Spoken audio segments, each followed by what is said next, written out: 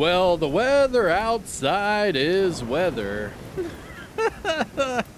Anyways, top 3 builds, and well, this is going to be more of a discussion than anything. I'm going to break down all the different mechanics, all the different, reasons why you would use different healers in the Division 2. That's right, different healer types.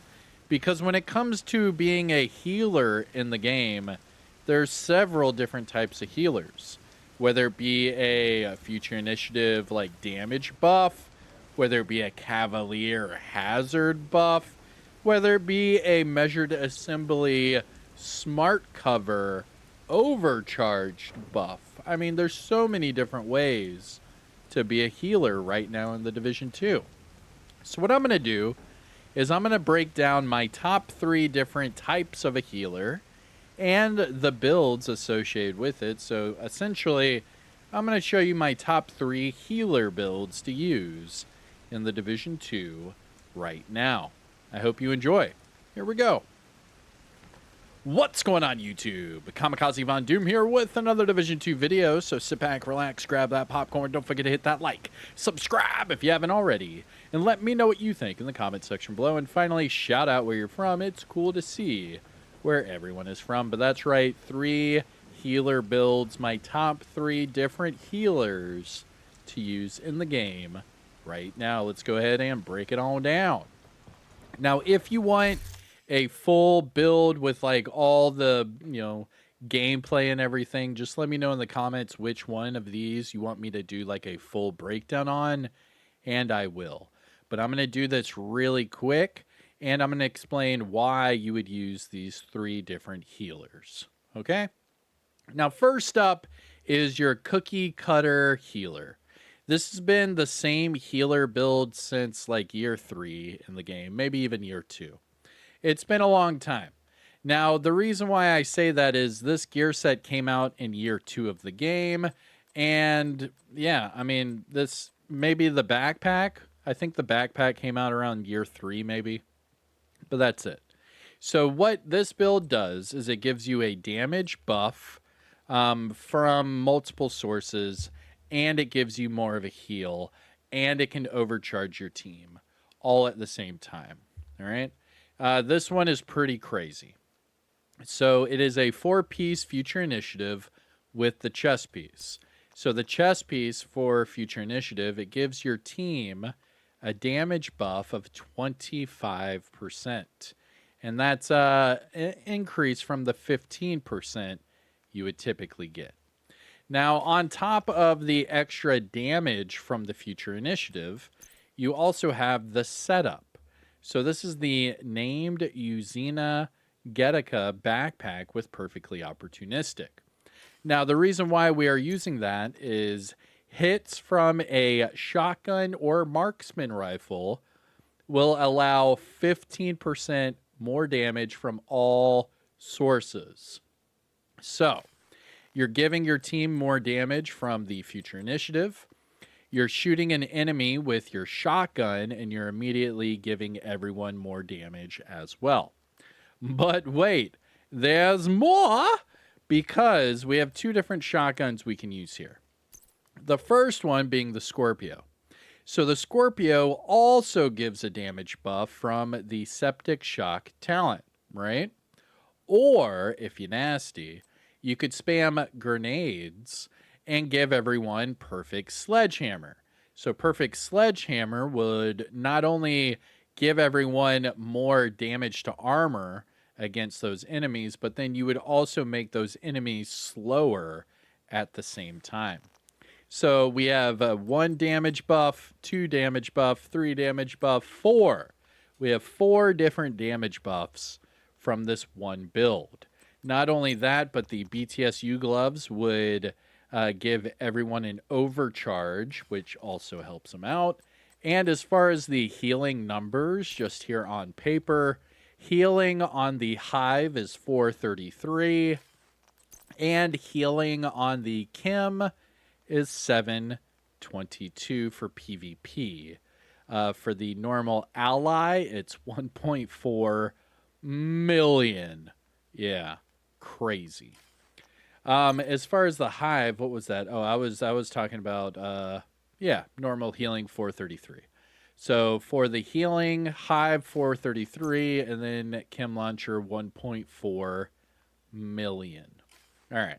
So that's your first healer. Okay. Future initiative. This is pretty cookie cutter, pretty normal stuff. This is what I would use in like the raids, the incursions, legendaries. This is what I would use just, right off the bat. It helps out everyone, makes them stronger, makes you stronger. It's a lot of fun. I like it. But they did come out with some other healers that kind of shake things up a bit. So the next one we're going to go to is going to be a Cavalier ninjabike healer. Yeah, a Cavalier ninjabike healer. So the first one I said, what was it, 433 on the hive? This one's 431. So it's right there. So 433, this one's 431.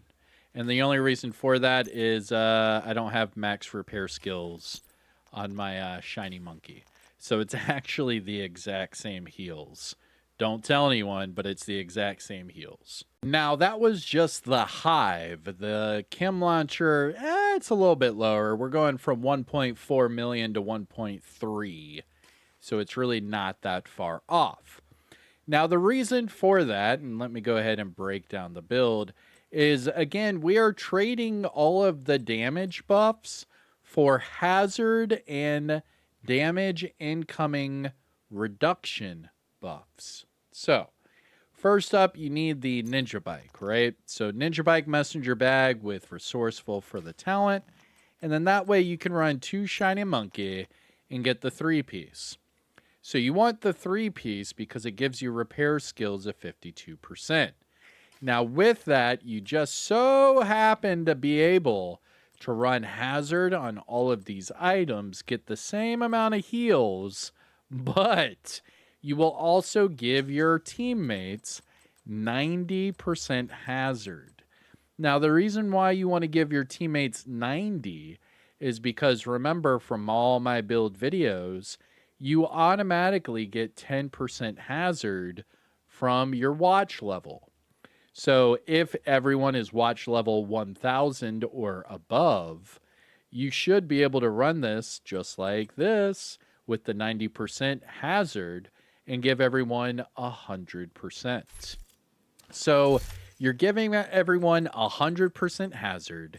You're giving them 70% of that damage reduction or protection, whatever they want to say, and you're giving them around the exact same heals once I, optimize my shiny monkey. I mean, this is a pretty good substitute. So yeah, your teammates aren't going to hit as hard, but you're tankier. Your entire team will be hazard protected for everything, and they will have that incoming damage reduction from those skills. All meanwhile, you're still healing them for the same amount. I mean, it's a pretty good substitute. So, first one, Future Initiative.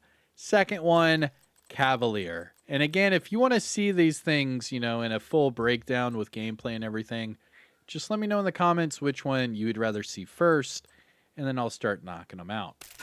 Now, the third and final one actually has the best heals out of all of them. Yeah, it's crazy. And this is the Measured Assembly Healer build. Now, this one, it gives you everything.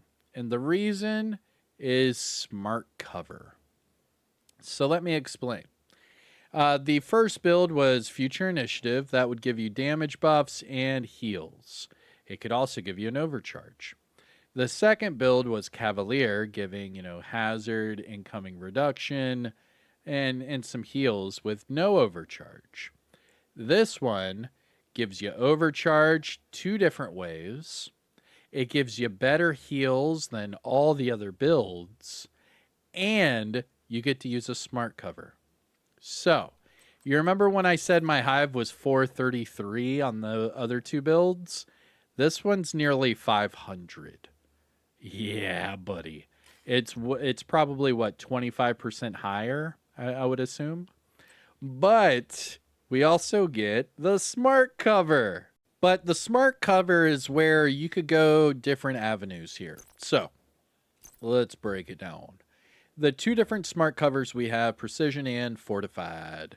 So fortified would give you bonus armor, pulse resistance, explosive resistance, the whole nine. You can make your whole team tanks while healing them. Or you could go with precision. So this one gives them 93% weapon handling and 37% damage to targets out of cover. Yeah, this thing is redonkulous. And that's only at tier 6. Because remember, you also get two different ways of overcharging. So you get even more. Now, how's that possible? Well, the overcharge is because of the BTSU glove. So right then and there, use your hive. Bada bing, bada boom, good to go. The next part is you have your One Piece Alp Summit. This gives you more repair skills. And then you have your measured assembly. So you use the chest piece and the backpack. So the chest piece, well, this thing, it reduces your overcharge cooldown to 25 seconds. So you're getting overcharge all the time. All the time. Not only that, but using the backpack, it reduces your freaking cooldown to 1 second. Come on. Come on. Let's hear that. It goes from 10 seconds to 1. This is a 90% increase. Come on. It's a no-brainer. So what's happening here is with measured assembly, it comes with a talent called Huddle. So you're around your teammates, you get more skill tiers and overcharges.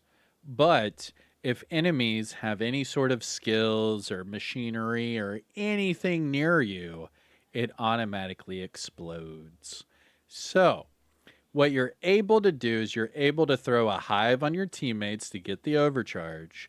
You're then able to shoot your smart cover, and everyone's protected and getting healed all at the same time. So this one is the best of all worlds. It gives you the most damage, it gives you the most survivability, it gives you the best heals, and it gives you the most overcharges. However, you are the squishiest out of all the builds. You're not able to use two different heals. You only have the one heal with a smart cover. But that's actually about it. Those are the only drawbacks. These are the three different healers. They're all really different, but they're all really fun. I do like running all of these.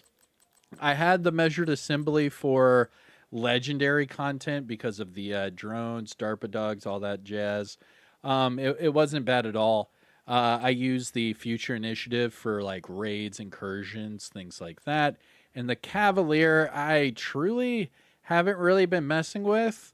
It is fun, but for some reason, people would rather have, you know, the smart cover or the damage buffs opposed to the hazard buffs. But for something like PvP or the Dark Zone, you know what I'm saying? You know what I'm saying? That's where this one really shines. Because not only are you giving them all of the heals, but then they're hazard protected. So then people can't throw skills on them. People can't shoot them. They're unkillable. And then your teammates can just run through anything. So essentially what I just did, you ready for it? I gave you a healer for all your raids and incursions. I gave you a healer for PvP. And I just gave you a healer for legendary content. There you go. I'm Kamikazevondoom. Let me know which one of the three you like the most and why. But those are my top 3 healer builds and top 3 healer types in the Division 2 right now. Take care of yourself. Enjoy the rest of your day. And I'll see you in the next one. Don't forget to hit the like, subscribe. You know the whole YouTube spiel. Peace out.